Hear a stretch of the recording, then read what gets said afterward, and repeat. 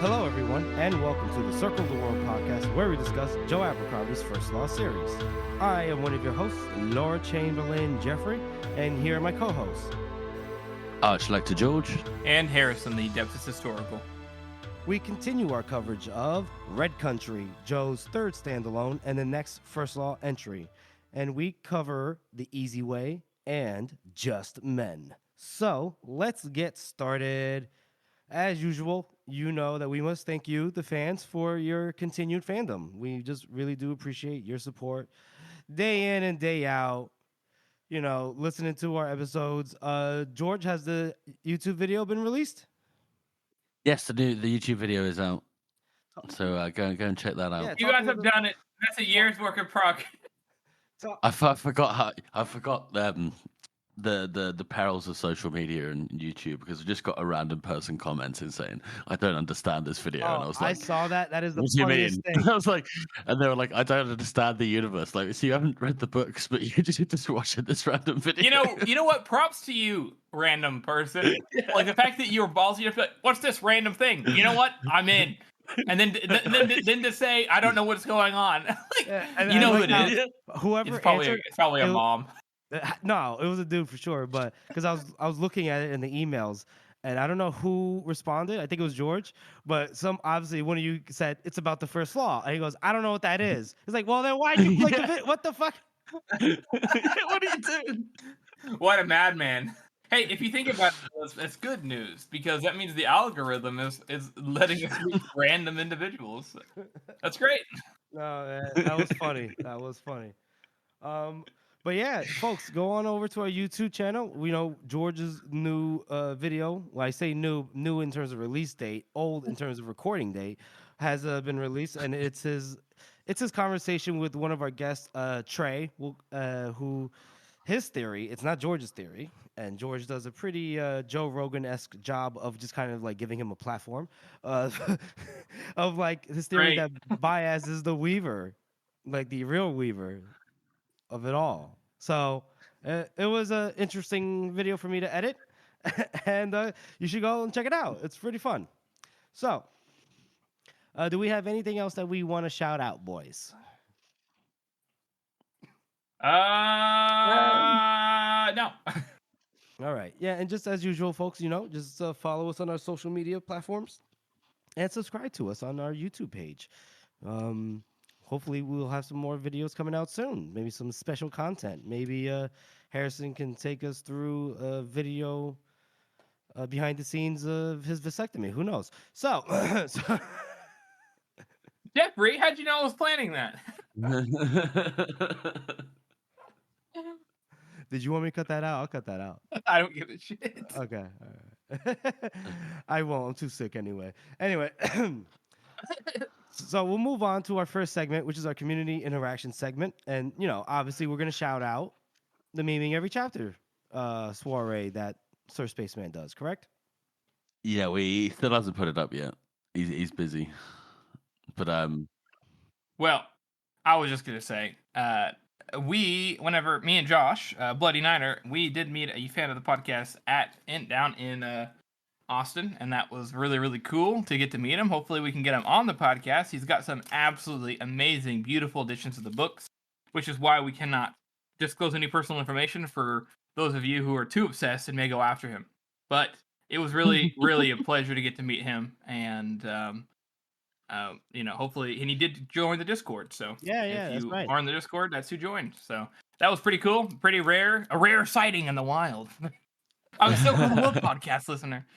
So that was awesome for that bit. And I know that Jeffrey went last week as well, but yeah, I went to the New York City signing, which I guess was his first stop on the American tour, right?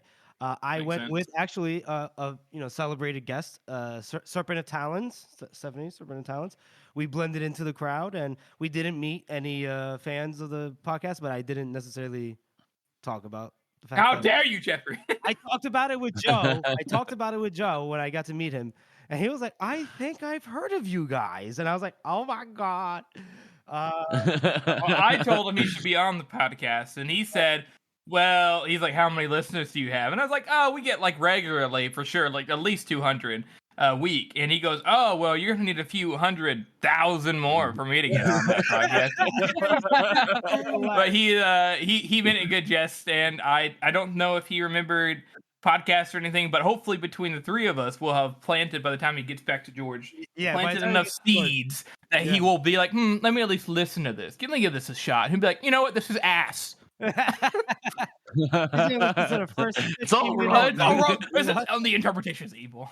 It's wrong. Should be burned. Anyways, that for community on that note as well, I don't think I'm going to be able to get to it. You know. No! Oh, you better swim over there, George. I don't give a fuck.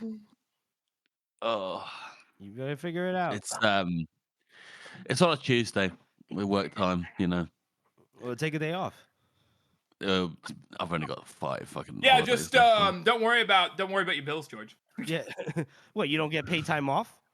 Thought you guys were all. Yeah, I do. But I've only got 5 days left for the year. You still have 5 days left after coming to America? What the fuck? Yeah. That's what you gotta get a job with unlimited PTO, baby. Because you're in sales. Whatever. Anywho. Yeah, you work on commission, bitch. And salary, sir. I'll have you know. Anyways, it was a pleasure to get to see Joe and to be around, and merely in his presence was awesome. It was a fun time. It was a really fun time. He was way funnier than I expected in person, and he was very, very genuine, which is very, very cool to see and to be around. And obviously, unlike what Sir Spaceman says, it is kind of cool to meet your heroes. Not gonna lie, at least in Joe's case. So. Yeah, he is a really good guy. You could tell because you were saying he's very genuine. And in New York City, there were a couple people that were New York City. There's always been some weirdos, and there were some weirdos, and Joe handled it with grace. So he's a great guy. He's a great guy. Great guy. Great guy. Great guy. Yeah. So, with that out of the way, move on to our first chapter read through, which is The Easy Way. And The Easy Way is our introduction to another POV character that people, I guess, love, maybe kind of dislike. We'll see what some people think about. But his name is Temple, and Temple is a lawyer within the Company of the Gracious Hand. Now, the Company of the Gracious Hand does sound like a mercenary company, doesn't it? Well, that's because, folks, it is. Now, who do we know? It's our old mate. Nikolai Costa. Famed soldier of fortune. I love how this because obviously because it has Costco in it, it starts with a 2-paragraph long monologue just about his life. Yes, and as many of you may not know, Spillian Sorbrick, who is the writer of his biography, who is tagging along with Costco this whole journey, is kind of a low-key self-insert character of Joe himself. He reads his story inside of Sharp End as his own POV and reading the story. So it's kind of fun to see Spillian Sorbrick pop up. He pops up later on too, and it's just hilarious. Kafka's main thing for most of this chapter is he's completely gone off the deep end and is now become like full-fledged like narcissistic like I am a great man. You see, like that's him the whole chapter. Suffered by many betrayals. Yes. But basically what the Company of the Gracious Hand, which is a ridiculous fucking name, what they basically have done is they've just helped the Union pacify Molkova, which is a city in Stericland. Yeah, and by help in this case, that means they showed up late. Yeah, they did a Costco maneuver. They just like hung around. Like, oh shit, is the fighting over? The famous Costco. Yeah. Hang around and wait to get paid more. Yeah, I wonder if they only could have had a heads up as to his tendencies. And I know I mentioned that Temple is a lawyer. He is, but really, in this case, also he's the notary. I did want to point that out. He speaks 6 languages. He, is good with numbers and contractual language. So he's the guy that draws up their papers of engagement, basically. Yeah, on Costco's right hand, he's got Friendly, who's kind of his enforcer, remembers things, kind of, just a presence. And then on his left hand, he's got Temple, who does all of the actual work. And other than the commanding, of course, which is the most important one. Yeah, very true. And yeah, Sergeant Friendly is back with us, and he's hanging out with Casca because where the hell else is Friendly gonna go once what was that place called? Safety. It was all Safety. closed down. And I love how that's his first line as well. It's like, you like it here, don't you, Friendly? And it's like, I preferred prison. And Casca's just his reaction is, oh, he loves me. I swear to God, he loves me. Casca, He's such a wag, that one. And the reason why Casca is trying to like sell himself here is because they're actually in a meeting with and I'm going to say this a couple times, but like Red Country, I got to make a meme about it. But you know, like whenever in a kitchen, whenever you're sifting flour, you know. Yeah, That's what Red Country is with all of Joe's characters. He's just like sifting through. He's like all the leftovers. He just fucking piles that into Red Country. There are so many characters from the rest of the series in this book. It's insane. So he's having a meeting with not one, not two, but 3 Union characters. Inquisitor Pike, who is Superior Pike, who is in charge of the Stericland Inquisition. Inquisitor Lawson, which we met inside of before they're hanged, who was the prison Inquisitor who West had an issue with. He is now here. And we also have Brent, who is missing an arm and is now a general. And he is very, very short. We'll talk about him just a bit, but he is very short and sad. Yeah, short, not physically, short with people. Now he's just And racist. And a little racist. Yeah, you can Yeah, say. he's racist. That's how very typically Union, right? He's like, yo. Oh, we'll get to that in a second. We'll get to that in a minute. Well, honestly, no, we'll do it right now, Jeffrey. Basically, you know, Casca goes on this rambling monologue about why they're here and blah, blah, blah, blah, blah. And Temple's there. He's kind of got his own monologue. He's got a past. We can dig into that more later. But the main thing with Temple is that he is, as a notary, he's reading the terms of engagement. Brent has a major, major issue with how the Company of the Gracious Hand has fought in the battle, which is none at all. And Temple basically corrects him, like, actually, technically, to the terms of engagement and the rules of war, we did, in fact, fulfill our obligations. And, in fact, we need more money. And Brent goes off the handle, and he's like, you brown bastard. You gurkish scum. Yeah, okay. Well, actually half Styrian, half Dagoskin. Oh, so, interesting. You know. Either way, you're still a whore. He's like, wait, what? And he says, oh, well, my mother was a whore, but she never was, you know, she never denied her profession. She was proud of her profession. So that tells us something about, you know, that the reason, one part of Temple is that he is, he's got different dynamics. He's from Westport, like Styrian, and Dagosca, which is also a big port city. So he's got a lot of cultural influence. And he also mentions in his head multiple times Kadir, who is, if anybody remembers, also in Before the Hang. Kadia. Kadir is a region inside of Kanta. Kadir is a region. How dare you, Adeptus? You know better than this. Kadia is was the master of the temple in Dagosca, which Temple has mentioned that he was the apprentice of, which is crazy and very interesting. I wonder if we'll get some kind of short story about that later. Yeah, we'll see. We'll see. And so, yeah, I mean, so basically, you know, Temple, he really, I know we were kind of a little like all over the place introducing everybody, but, you know, Casca's over there monologuing to Swarbrick and Friendly, and Temple basically thinks like, you know, I've had enough. And he kind of walks away, and he walks towards, like, you know, the encampment nearby Molkova where the Gracious Hand is and the Union. And 2 of the mercenaries there, Burmy and Sufine are there, and they're I think it's Sufine. It's Sufine, right? And they're watching over the you know this batch of prisoners, we could say. And you know, Sufine is like a guy with a conscience. It seems like he's like giving the prisoners water. And Temple is interesting because you looking at it through his point of view, he has a conscience, but it is not how would I say, it's not present enough for him to actually act upon it. It's not a very strong conscience. He's got like a little tickle in the back of his head, like, oh, maybe we shouldn't be doing this, but Right, like for example, Temple says, like, because a couple of the prisoners that he sees there have like gaping wounds and everything. And he says that mercy would be to kill them. And Burmy agrees, but then Sufine says, but that would take courage "Do you have courage, Temple?" And Temple just kind of like laughs He's a a little bit. pussy. Yeah. He just laughs it off. Yeah, Yeah. and then Safine admits, he's like, "I don't have courage either," and so I give them water and don't even have enough of that. So we'll see a little bit more of a dynamic between Temple and Safine here, and Burmy will show his face here as well. And so Temple goes back to Casca. I'm sorry. Casca calls Temple back to the top of the hill, where now they are joined by the three characters that Harrison introduced, which is Superior Pike, Inquisitor Lawson, or how do you say it? You said Lawson. It's Lor. I mean, you Brits. I don't know. Anyway, It is Lawson. Yeah. it's Lawson, right? Okay, and General Brent.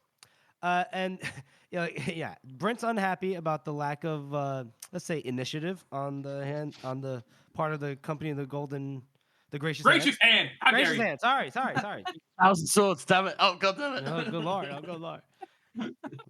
And I love. Sorry, Go ahead. just quick. I love how the mercenary company is sort of like one of those really dodgy companies. Like it goes under because it gets a bad reputation, and then it just comes back with a different name. Yeah. That's a good point. It's also funny too that they have a lot less numbers. I wonder why. Oh yeah, they're dwindling a little. They used to be 10,000 strong, mind you. Yeah. Oh, and I want to talk about real quick. We mentioned something. The prisoners are members of a rebellion, right? And we say rebellion. Harrison, if you want to walk us through it, but they're tattooed up, and even though we're in the near country / far country, it was like we're near the old empire, but not. Yeah, Moldova is in Stericland. So basically, we've heard of these rebellions a couple of times now in Stericland, where I hinted at it before, with divisions being lost in the war, and they probably have, presumably they were conquered to some degree, just like England was, or at least subjugated, and so, or perhaps there's a bit more going on there. Joe hasn't really delved into it. The main point is that these Stericland freedom fighters, they're known for being tattooed up, and lots of times they're not really, they're like more educated than a lot of places in the world, but they're still, most of them I think are considered peasantry, quote unquote, by Union standards, and they have been rebelling for some time, and they do it on and off over and over again, and they seem to have come up with this kind of identity with these tattoos, and Temple sees their tattoos and it's like, fuck the Union, fuck the king, the classic slogans of rebellion. But they seem to have been pretty certain, per Superior Pike, that this is like the last stronghold, at least inside of Stericland. And the now preceding point that Pike has brought the company of the Gracious Hand to is to say, I need you to root out these rebels through the near and far country. I want you to cause fear and discourse. I want you to know that the Union is here. I want you to be like the hand of justice for the cripple, the Arch-Lector is what he's been contracted for.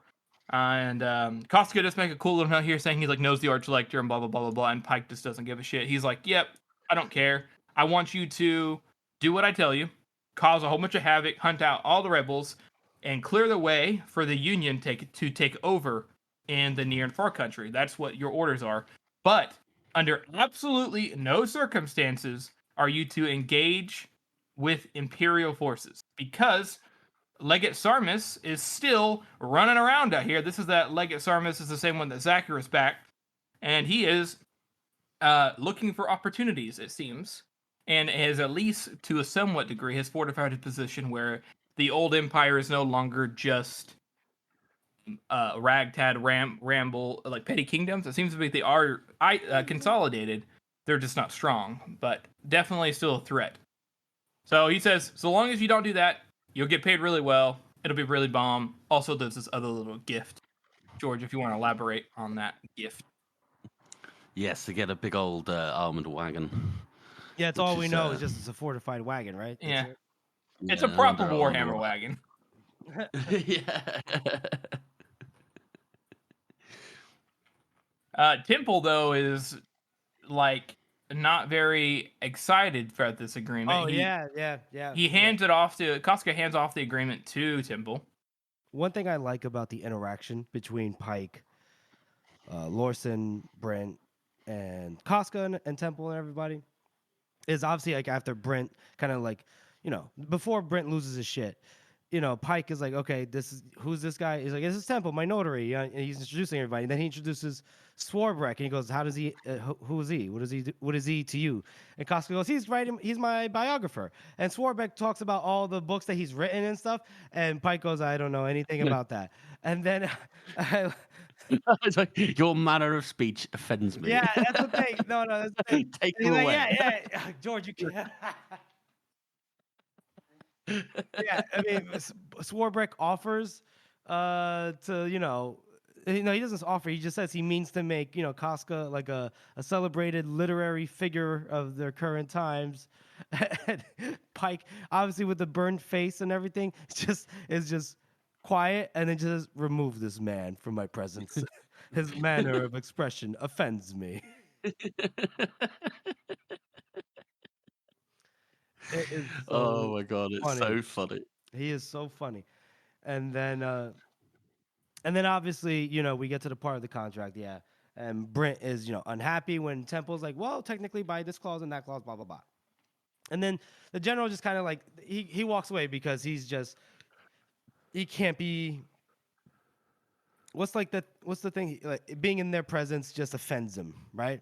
And ever since he lost his wife and his arm, Brent has become a bit more of a serious man, let's say bitter, maybe, right? We could say. Yeah, you would be, I think, after having lost your wife and an arm, and now you're seeing all this money going to these guys that are clearly trying to weasel their way out of any kind of fight. I'd be pretty mad too. So then they basically get down to the negotiations of the new papers of engagement, because the idea is they're going to help. Lawson's going to accompany them, and they're going to pacify the region, right? And so obviously, like a good mercenary, a captain general, Casca, is going to sign papers of engagement, but he has Temple look him over, and Temple. When Casca is like, "Hey, we good? We straight?" and he goes, he starts to hedge a little bit. And Temple's like, some issues with supply, some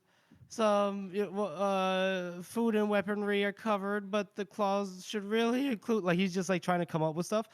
And Costco's like, yeah, details, what's going on? What the fuck? And then Costco goes, he gets close to Temple, right? And he goes, do you have like a legal problem, like a legal objection? He goes, no, not legal and not financial. And then basically Temple just kind of tells him, like, remember when you said we were going to do good? So he's like, moral? Like a moral objection? Like, that's your thing? And then Costco is just like kind of puts the weight on him and goes, well, come on, Temple. You know what we're about.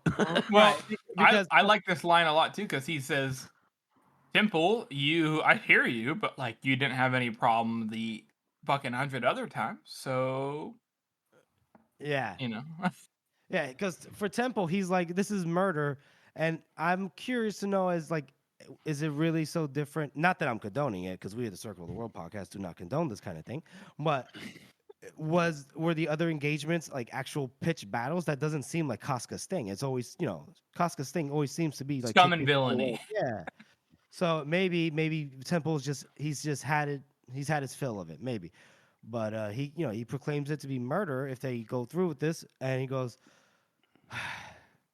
Casca has to kind of like, you're a conscientious objector at the very least right now. You're trying to be, but I have to focus on the well-being of the company. They got to earn their money. Yeah, sure, Casca. Yeah. I also like when Temple, is it Lawson or Pike, is explaining to Casca that they need to find Conthus, and he's just like, what was his name again? Conscious? Conthus. And he goes, conscious. And he's like, that's what I said, right? But yeah, it definitely seems like Casca has kind of gone downhill since the last time we saw him. He was never the most moral person in the first place, but he's definitely gotten worse. And Temple is sort of sort of starting to lose faith, maybe a little bit in this whole arrangement. Yeah, and I think we should talk about that. Like, Casca, it's like this. He's always been the same guy we've known since we first met him and before they're hanged. But I think we could see the progression, right? Or the regression of his characteristics. Like in some ways, like, and before they're hanged, he comes off as like a very Jack Sparrow-ish kind of guy, right? Yeah. Swashbuckling, and then we think he dies. And then in Best of Cold, basically the same thing, but we find out he does have a soft spot for Monza, but he's also very resentful and bitter towards the people that betrayed him and kicked him out of the I'm blanking on their name, that company, The Thousand Swords. Thousand Swords. And now we see him, and it's like the same mannerisms, but you could tell it's just he's much more cynical. It feels like, just like off this chapter alone, I think you could get that kind of read. Like, oh, this guy, he's a little older, and he's just more like, I just don't give a fuck anymore. Right? I mean, it's definitely like you said, Harrison, the company is much smaller than the companies that he's led in the past, so they're definitely on a decline here, taking this random contract out in the middle of nowhere to kill rebels. Right, because he obviously something happened where he's not the Duke of Visserine anymore, right? And he's run out of Styria. Now he's all the way in the other fucking side of the world. He's probably got to start another company. This bullshit. And so after he offers Temple a way out. He goes, look, I got to focus on the company, so I'm signing this paper, baby. Now, in spite of what you promised me, in spite of how generous I've been, which remains to be seen how generous. This is pretty manipulative of Casca, though, because he points. Not only does he say, "Hey, you didn't object before," but whenever Temple continues to kind of push back, he says, "You, in fact, actually helped me convince the men to go to the north. You convinced me to take my seat. It's really you are kind of a co-conspirator in all this. I mean, you're already too far in." He's like a drug dealer. He's like, you're already here, but it's kind of fucked up. Yeah, but he does say, like, the door is open. The door is open for you to leave if you really want to. And Temple considers it, but because he says, like, enough is enough, goddammit, but that would have taken courage, and he's always taken the easy way out. That's what he says to himself. And he thinks about it, he goes, maybe Kadia would have found some way to stop it, something involving supreme self-sacrifice, most likely. But Temple, it hardly needed to be said, was not Kadia. And he just put on a queasy little smile, and he just said, I remain always honored to serve. And then Casca's like, excellent. And he just signs the contract, and then, they're ready to go. And I like how Pike kind of chimes in here. He goes, do you know what's out there in the West, gentlemen? I'm half expecting some guy to be like, manifest destiny. But really... But he answers his own question. He says, the future. And the future does not belong to the old empire. That's in the past. They had their time. It's all about the Union, baby. No, this is interesting. It is basically manifest destiny, yeah. Yeah. It's just very interesting, though, right? Pike's voice. I will go dig into it a little bit more, but, like, in this scene, like, I don't know how you read it, Jeff, but Pike's voice changes from the original trilogy. He's not, like, he doesn't sound the same. Salem Ruse has gone, not only, he changed his voice, but he still sounds, this is very, very cool that Pacey does this. He still sounds like Salem Ruse, but with a completely different cadence and more thought, and like he's very, very like quiet and resolute and poignant, and it's very like it's a noticeable difference. But it also doesn't seem like a changing character. And it's very impressive that Pacey and Joe were able to craft that, even in this one scene. This is a transition, but he's also very similar to how we see him later on. And I think that's really cool. Is it a stark difference from how Pike used to talk him before they're hanged in Last Argument of the Kings? It is. Yes. He definitely sounds a lot more like normal in the first trilogy than he does here. Here he sounds more... He's more like... Do you know what's out there, gentlemen? The future. The future of the Union. And there we shall take it. But he also sounds like monotone at the same time. Like he's kind of he has a drawl, but he does still sound like Salem Runes. It's very, very cool how they've been able to craft that together. So we'll talk more about that. Interesting. Okay. Well, yeah. I mean, and that's I pretty also, much it. I also like how Pike has just been sat over here feeding birds for the last Yeah, half the an whole hour. time he's just beating birds. Yeah. We're just throwing pieces of bread and stuff, right? But yeah, so I mean, basically the chapter ends with Casca signing the contract and saying, "Never fear, gentlemen, we will seize the future together."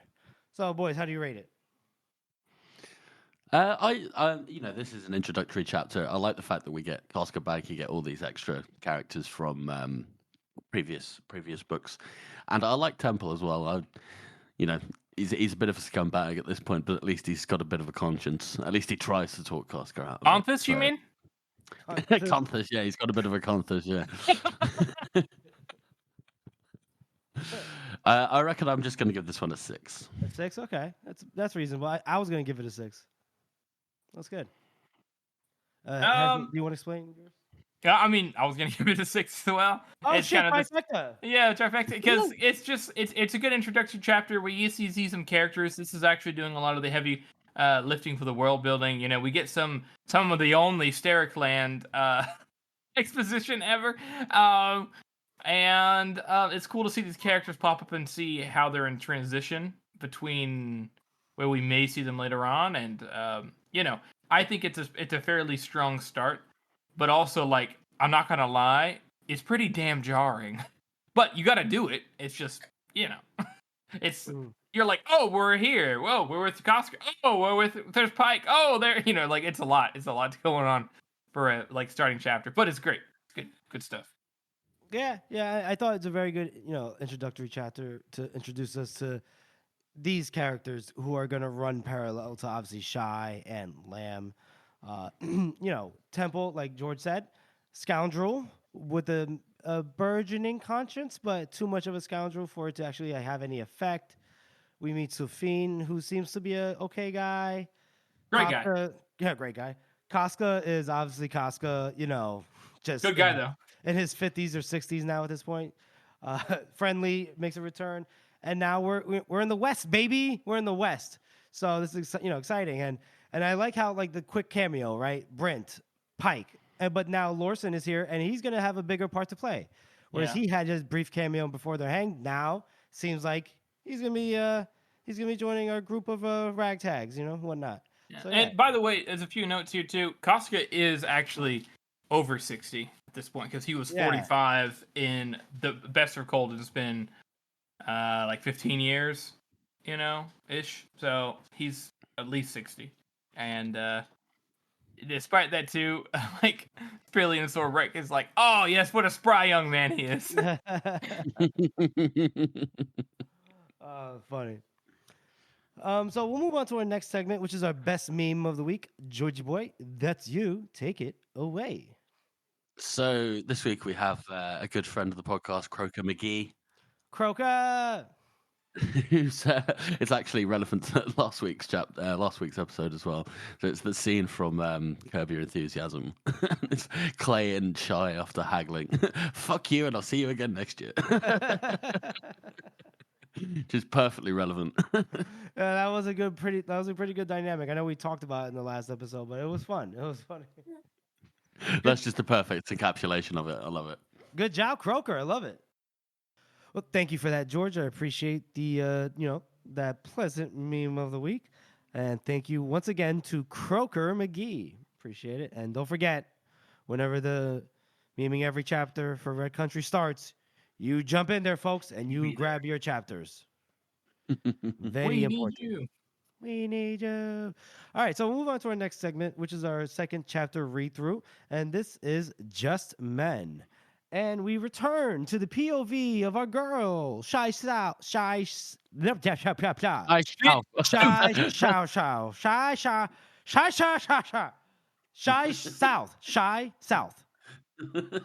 damn it, no. So we return to our girl Shy, and so they came upon another house. So they had passed a few, haven't they? By this point, like 3 or something like that. Yes, they had gone through a couple different places, and same story everywhere they went. Homes burnt, people hanged. And presumably children kidnapped. Presumably children kidnapped, yes. Yeah, same thing. They've come to the barns, homesteads, what have you, burnt out, and if if there's anybody left alive, they're just hanging, right? They just hang them from a noose, like sick bastards. And they Guys have got a lot of spare rope, haven't they?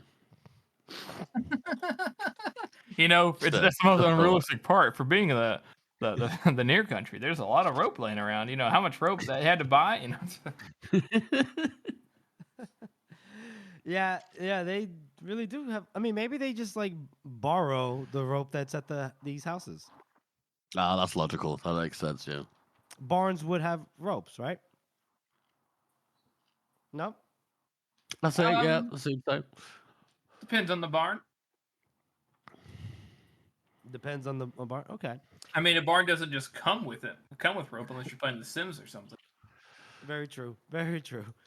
So this house they get to, it's been burnt out, but it's a man and a woman that are dead, but they're not hanging. They're like laying on the ground. Mustn't have had any rope.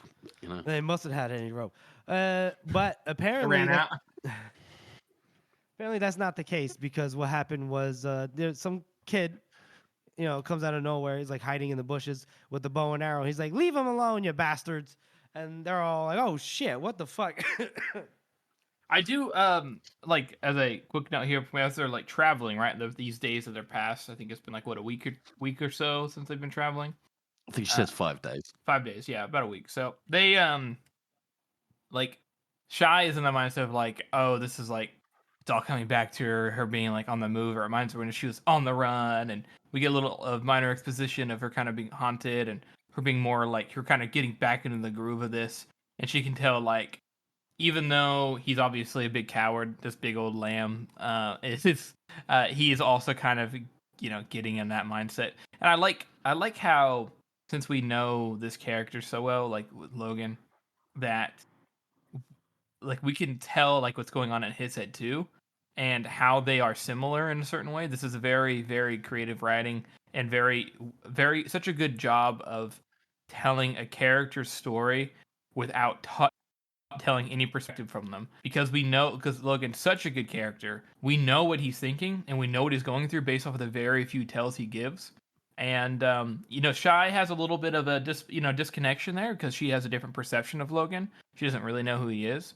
But I think it's so cool that like what she's going through is still similar to what Logan's going through, like getting back into the groove of things and being on hard ground and being aware and thinking about the past and being really short, and like they're kind of going through the same thing. Logan's just a little bit more unhinged, more than likely, with his thought process. Yeah, and but to that point, it's funny is like, so when this kid with the bow and arrow, she's aiming it at both of them. Shy, tries, she calms him down. She goes, "Hey, what's your name?" "I'm Shy, and this is Lamb." And then she notes that, like, the kid looks at Lamb, aka Logan, and she goes, Lamb didn't flinch, just put the blanket back how he found it and slowly stood. And then she's thinking, oh, seeing Lamb with that boy's fresh eyes that knows nothing about Lamb, he goes, he looks nothing. He doesn't look anything like harmless. It's like, even you get all those scars on his face. Like, you don't pick those scars up by accident. And Shy, this is where you talked about it before, Harrison, where Shy says to herself that she had guessed that he got them in some war up north, but if he'd been a fighter once, there's no fighting him now, because some kind of coward, Yeah, that pussy Lamb. Mm-hmm. And so Shy talks this kid down. She says that they've been following some men, that they burned their farm out up near Square Deal. They killed a man that worked for them, and they took her sister and her brother, and they've been following them.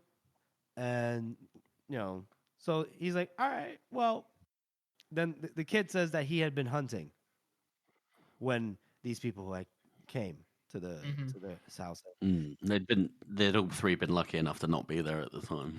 Yeah. And there's nothing he could have done anyway, really. To be You honest. say that, George. I'm sorry. I can't help but think about. Lucky. Yeah, if Logan was at the. Oh, that would have been interesting. Anyways, um, Leaf is Well, his yeah, his name is disposition. Leaf. Yeah, go ahead. He says his name is Leaf, and his disposition is very like kind of like he's one of the first characters that you meet who you're not immediately like, what's his deal? Like he's pretty straightforward.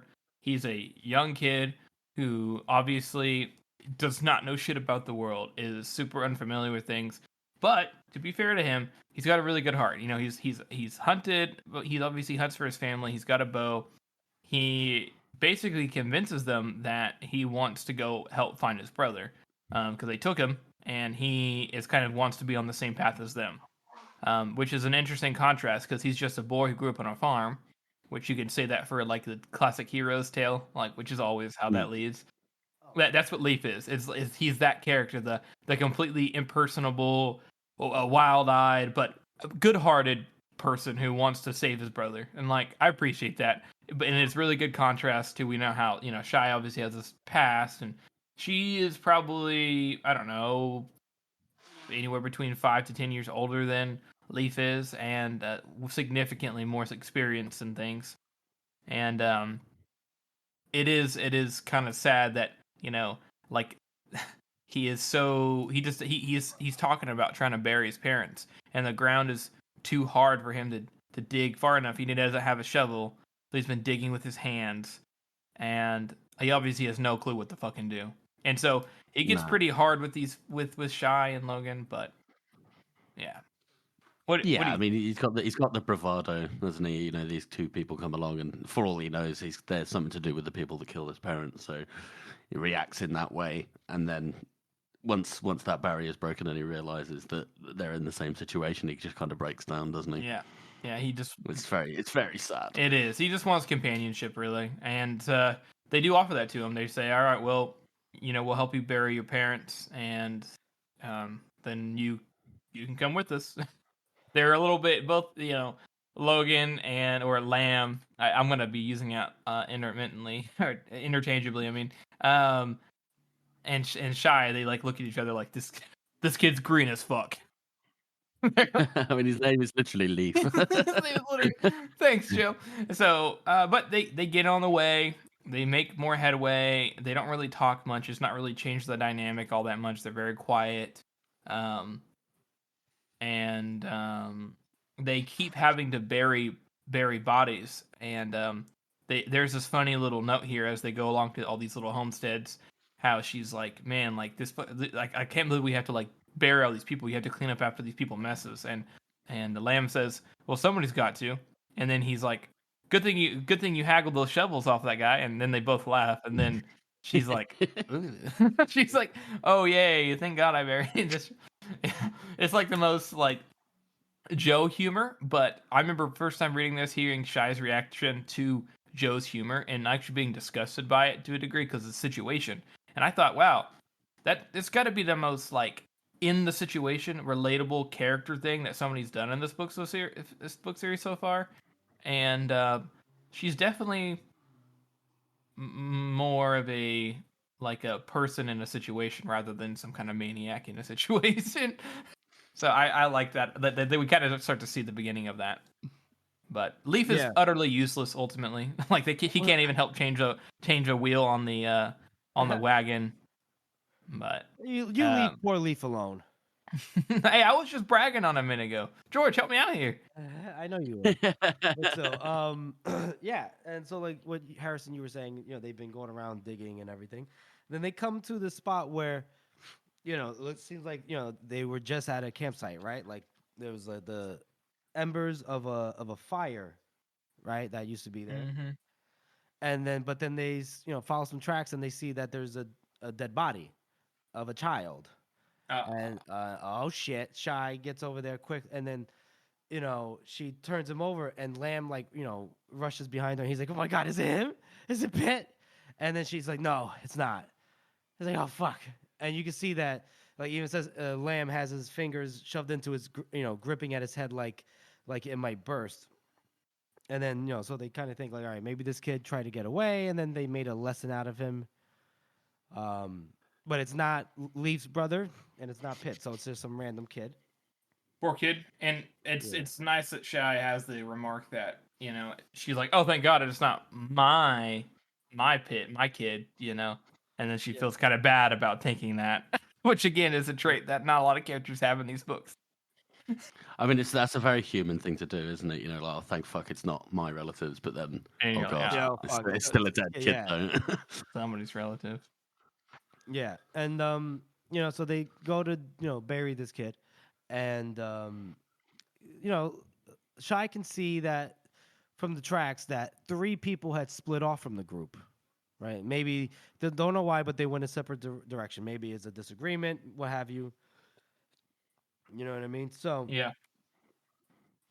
it's like maybe that maybe they're circling around, like this. And he goes, well, Lamb goes, if they were like circling around, they would have seen them by now. So they probably did go too far for them, and they decided to just go their own route. So they decided. Lamb's like, all right, we're gonna go that way, and then Leaf is, it's like, but the kids are not with them, and Lamb goes, no, but they pointed us the right way. We need to get this wagon fixed up, like logistical stuff, right? And we need food, yeah, and then Leaf, he interjects and he goes, "You fucking old coward!" And Lamb, they both pause, Lamb and Shy, and Lamb goes, "Look, me and her spent a lot of years kind of go over that topic, and you don't really have anything to add to this conversation." I like that though, like Lamb is completely like unbothered. Ultimately, he's like, Yes. looks at him like, listen. He's like, listen, son. Great. Yeah, so I mean, the kid, he wants to get to his brother quickly, obviously, but it's the he's not thinking it through, but he's a kid, he's young. But Shy is able to kind of convince him, and to get on the wagon, and so they get on the wagon, they leave. So I like how Shy kind of goes up to Lamb while they're riding, and she goes, "So, what do we do if we catch up with those 3? Chances are they're going to be armed and willing, better than us, that's for sure." And Lamb just says, "Reckon we'll have to be more willing then." And I like how, again, this is like that battle. She's like, what the hell is he talking about? This big, gentle Northman who used to run laughing through the wheat with Pitt on one shoulder and Roe on the other. And he used to sit out at sunset with Gully, passing a bottle between them. She goes, "Man, this ain't nothing. He's just talking out of his ass," right? And then she starts thinking about her past, right?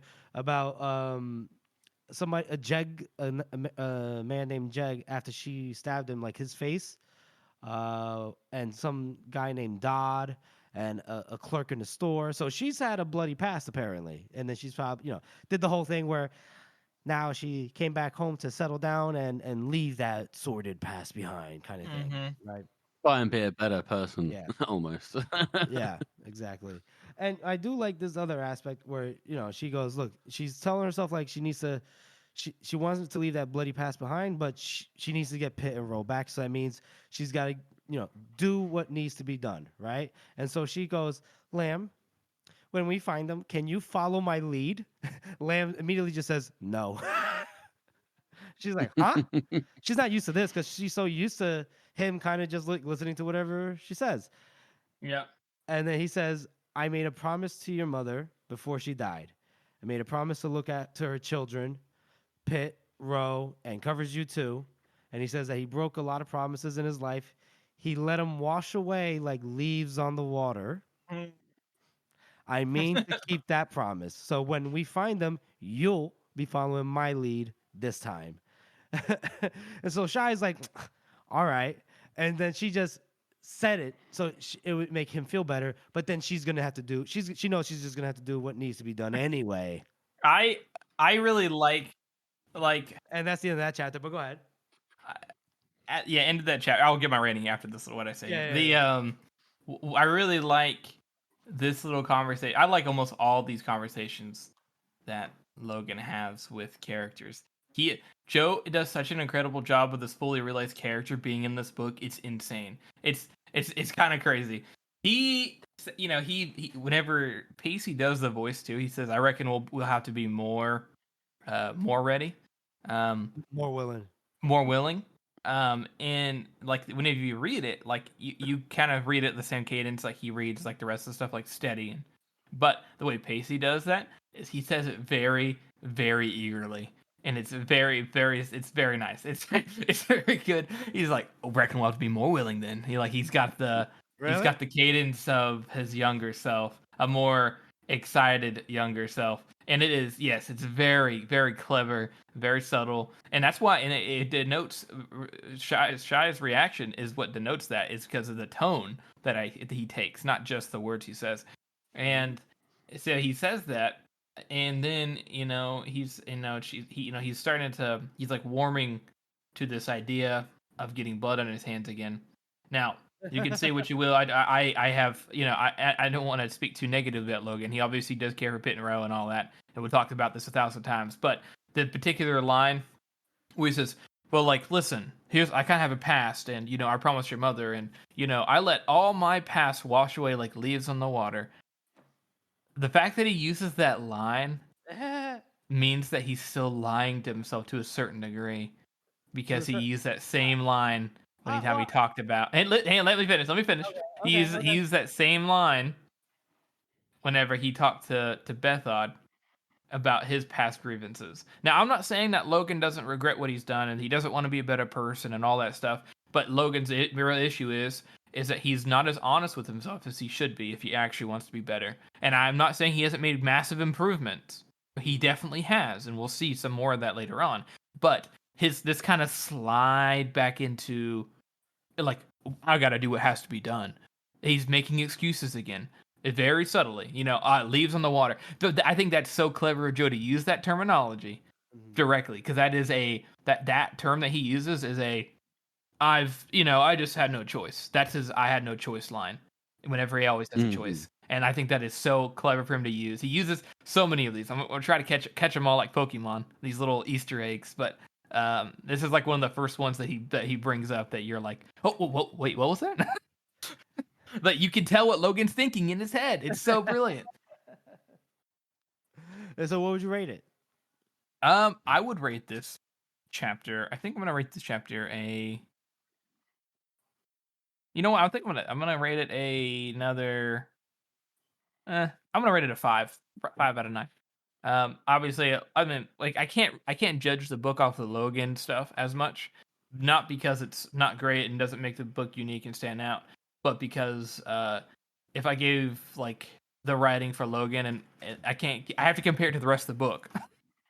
You know what I mean? Absolutely. So Every chapter would be up every there, chapter would have to be like 9 out of 9. So I would say, judging for the rest of the chapter, 5 out of 9. It's fairly, and like we're ramping up. It's cool that we get Leaf introduced. It is, but we're still establishing a lot of character, and it's pretty slow. So 5 out of 9 for me. George?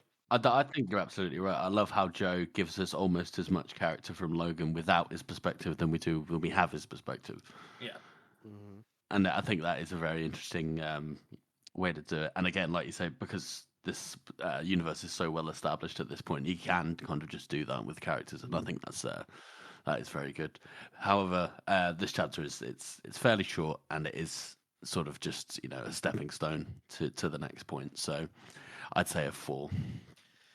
Yeah, so I'm struggling between a 4 and a 5. So I think I'll just kind of call it right down the middle, 4 and a knuckle, because it's a short chapter, and we get introduced to Leaf, so that's good. We have another compatriot in part of this little traveling band of misfits, we could say, and we get a glimpse of. I want I kind of want to just give it a 5, but because it's short and not much happens except we grab Leaf, and then we came upon some more burned out farms, and then we tracked them to a campsite where there's a dead kid. So what, maybe I'll give it a 5. More happens than I thought, so I'll give it a 5. And what I really like about Red Country, and like something like this chapter, right, is the anticipation that's building. Right, because both of you have said it about like how it's adding to the character of Logan here, even though we're not seeing it from his perspective. I think it's really cool to see it from somebody else's perspective, right? Yes. We don't need his access to his thoughts anymore because honestly, we've seen it all, right? Yeah, We've we seen it all know. through his perspective, right? So now it's like we're actually seeing it from somebody else's perspective, and not someone like Dogman, right? Who kind of was like who grew up with him, seen Yes. him at his worst, might have seen him at his best, maybe when he was a youngin, don't know, but you know what I'm talking about. So Shy has this one, just this singular perception of him: gentle, kind, but cowardly dude. And now they're just like these little sentences, these utterances by by Lamb. She's kind of like, why is he's acting so weird? Like, how's he so calm? This guy's a little Yeah. bitch. He wouldn't even like negotiate for some shovels. What the fuck? You know what I mean? I don't know why I made Shy a Valley Girl too. I'm sorry, folks. Yeah, But don't do that. That's not right. listen, folks. You got to do Southern, okay? Oh, why is Lamb acting so weird? I tell you, I declare. All right, we're veering into. I'm a little sick. I'm a little sick. It's folks. I just always, stick it's to it. always Foghorn Leghorn whenever you do a southern accent. It's what? You always go full like plantation owner. Yeah, why not? So I say. I got it. I say. Anyway, and so the anticipation that's building, like when he says these things, like reckon we have to be more willing, or no, I'm not following your lead. You follow mine because I'm taking care of you. And just like her, she's still being dismissive. You just go, oh man, it's about to pop off. It's about to pop off. So like that's where I feel like that also leads to that lends to the scoring of a 5 actually. So I'm gonna give it a 5 in total. So Fair enough. I'd like that. I do think it's cool to the one last note on the chapter before we go to the character spot is how every single time, like I know we kind of focus on Logan like veering back into his past to counteract that. To be clear, because there's a lot of these. Every single time something like this happens, Shy is caught off guard because all she can see is the man who sung her to sleep and the man who ran around with Pit and Row and raised them and threaded clothes and took care of their mother of her mother and spent nights with Gully. Like she sees this sweet old man, and I think it's very notable to Kit Logan's character, to a reminder that Logan, yeah, he's fucked up, but also he is good many times. He has kindness to him, and I think that's like what we talked about before, like a testament to Joe's characters, right? Like there's so many aspects because that's what we all are, right? It's what people are. Well, not you, Jeffrey. You're just a fucking monster. You will pay for that. But yeah, so yeah, it's there's so much. It's just the beginning. I just love Red Country. I can't wait. But yeah, let's hop into our character spot, boys. Who are we spotlighting today? So we're going to be covering 2 characters. We've got Brent and Superior Pike. Yeah, last time we saw Superior Pike, he was about to torture the Archlector Salt, or he was formerly known as Archlector Salt. Now he's just Salt. Probably Dan Salt something, something Dan Salt. It's some really normal name. Yeah. Joe Dan Salt. So he obviously has risen up through the ranks of the Inquisition. He obviously he's got a direct link to Glocta. He's now over all the Stericland, and being over all Stericland is the most tumultuous province in the whole nation. And he seems to have been very effective at his job. He's able to put down this rebellion. He's able to command authority. He talks slower. He talks more. He's very dictated when he speaks. And it's interesting to see how he is. He's very calm, very careful, and it's definitely like it kind of caught me off guard. Like, oh, this is that guy, but it does fit with his character. He obviously changed a lot from where we see him. We'll see him later on in terms of a flashback from that point to the trilogy to the actual for the first part of this trilogy, the second half of the trilogy, to now to what we see him in the future. Say one thing for Pike, say he's a changing character, and he is one of the few characters who changes like that on the reg, and that's cool. He's a very cool character. He's He has definitely changed a hell of a lot since we first saw him in Glockter's chair all those years ago. He's definitely aura farming now. He's like, we shall take the near and far country for the Union. For liberty, for democracy, Our future. for super Earth. He is like, throwing out. He's like, as he's talking, he's just feeding birds, letting the little people talk. Oh, the Archlector wants this to be clear. Looking them in the eyes. He's cool now. He's wearing a big bill. You already know because he's a superior. He's wearing like a big black trench coat, just sitting there. Like, he's cool now. Any more thoughts on him? Yeah, George, you want to add anything? No, we don't see a lot of him. But I do love that one phrase that you brought up, Jeff, when he said he dismisses Swarbrick. It's like the manner of his expression offends me. It's just it's such a funny line. I think it's excellent. Yeah, Pike is like unintentionally funny in that appearance. You know what I mean? He's just like, we know him to be like a badass, right? Because we've seen him like in Before They're Hanged, and he almost killed Glocta in Last Argument of Kings. And here he's just like feeding birds. He cannot be bothered with the presence of a fucking of a goofball inflated writer, and he's out here and he's talking about manifest destiny. The other character, the other one is Brent, and Brent is obviously he's very sad. It just makes me sad. Everybody like whenever he pops up in this book, I'm like, oh, that's right. He lost his wife. He reminds me. You know who he reminds me of right here? He reminds me of like let's just say Iraq War veteran who became MAGA. Like, you understand where he's coming from, but buddy, this is the wrong way. Damn, man, what the fuck happened? All Temple did was just say. To be clear to our Trump supporters on the podcast, we don't mean like, we support Trump. We mean like the which ones we're talking about. Yeah, you know. Make the Union great again by killing all minorities. He is obviously gone down a kind of a dark path. They say he's very committed to his work. That's all he does now. But he also says too, like, this makes it even more sad. Is the true reason he's mad at Casca is not because he wasn't participating. It's because one of his friends died in the battle. Yeah, I forgot about that. That is sad as well. And the fact that he's sitting there, he's got his little arm. He's missing his little arm. And he's got the little flap. He was Brent now, and to be fair to Brent in this way too, like, yeah, he's gone down this dark path, and he's seen some shit, and so it makes sense. But to a certain degree, he kind of like Pike is like, I went through some serious shit, and I will not let that, like, from our view right now, we think that Pike's just like, I'm going to be harder than I ever was. Pike's more dynamic than that, not Brent. Brent is not as dynamic as that, and to his credit, he was a butt of everybody's joke whenever he was just a lieutenant. And then, he finally found his place in the heroes, and he kind of had his friends. Not only did he lose his wife, he lost his friend Jallenhorn, and before that he lost Caspa.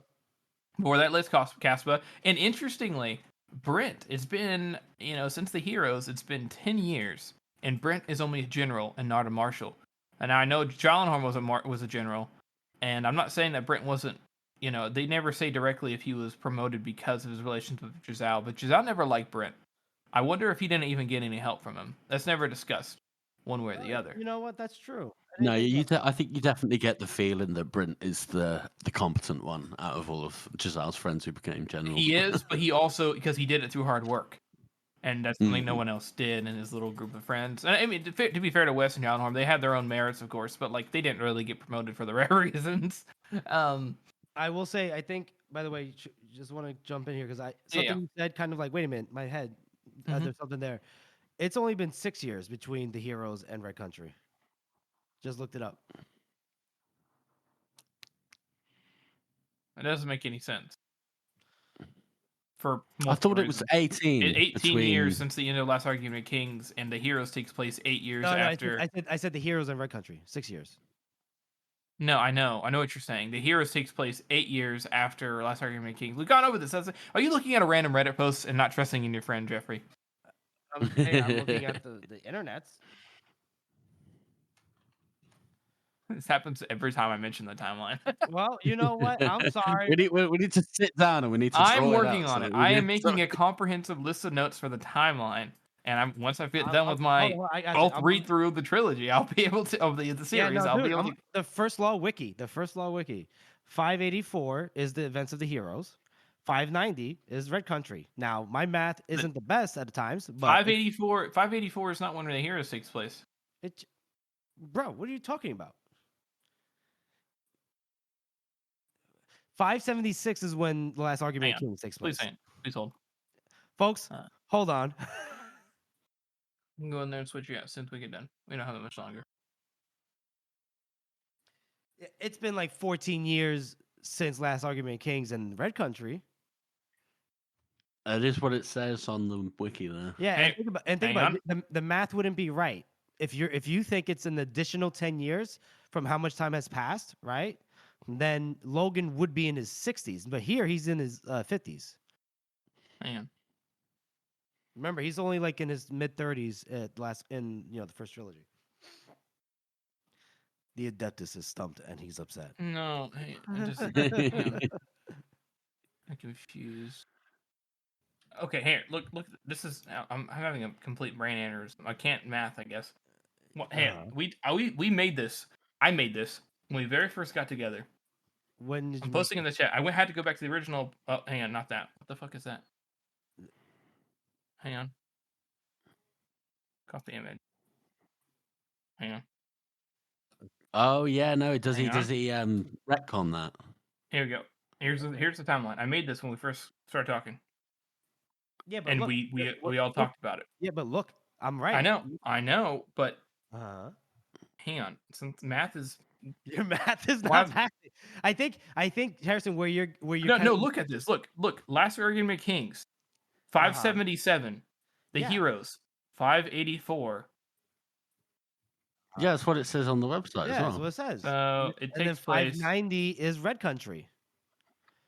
So we're talking 13 or 15 years or so between Red Country and Last Argument of Kings. Yeah. I think that's where you're getting the math. I think you're thinking of that timeline and that space, right?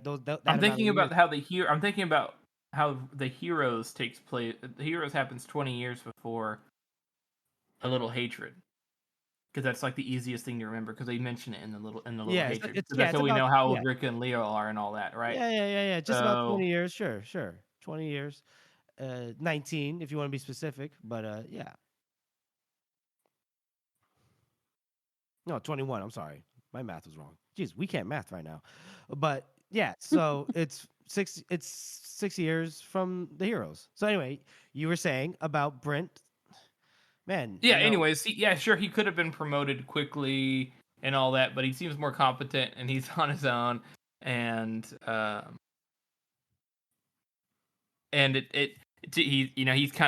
standing with one arm. He's not gonna let his disability hold him back. You know what I mean? Yeah, and I do think now in view of the actual timeline and everything, I mean 6 years. We don't know if he just got promoted to general, but that doesn't seem like too bad of a time frame to get promoted, right? To get promoted to be a general. No, not too bad. Yeah, he was a colonel, right? If I'm not mistaken, in the Heroes. George, you got like a little smirk on your face. Yeah, he's a colonel. Yeah, he's a colonel in the Heroes. Okay, what's with that smirk on your face? Nothing. I don't like that smirk. I was thinking about something. You thinking about what? I was just thinking about something else. Sorry. Okay. But you're absolutely right. Yeah, no, he was a colonel, so he's gone from colonel up through the ranks to general in 6 years. So that's pretty good. And obviously, we know the Union's been fighting with Styria as well, with Monza at this point. Has been spanking them. At least once. Yeah, it's been spanked. Yeah. Yeah. So with Brent, yeah, we got a guy who's gone through a lot. He's straight up racist, and he's a cynic too, like Casca. Like I said, Casca got more cynical, but at least Casca still retained his personality, his personality, his joke, his joking, his ability to joke around and stuff. Not Brent. No, that man is that man don't joke no more. No, serious boy. He's a big serious boy. But yeah, that was a cool character spot. Thank you for that. And yeah, that'll be it. That's our show, everyone. We want to thank you all for listening and supporting this podcast. As you know, this is a passion project for the three of us, and your support means oh so much. Join us next week as we cover The Best Man and All Got a Past. And make sure you follow us on all of our social media. And if you want to join the Discord, shoot us an email at circleoftheworldpodcast@gmail.com. And if you haven't already, please subscribe to our podcast on Apple Podcasts, Spotify, or wherever you get your podcasts from. And please make sure to rate and review us. Thank you all again for listening. We will seize the future together.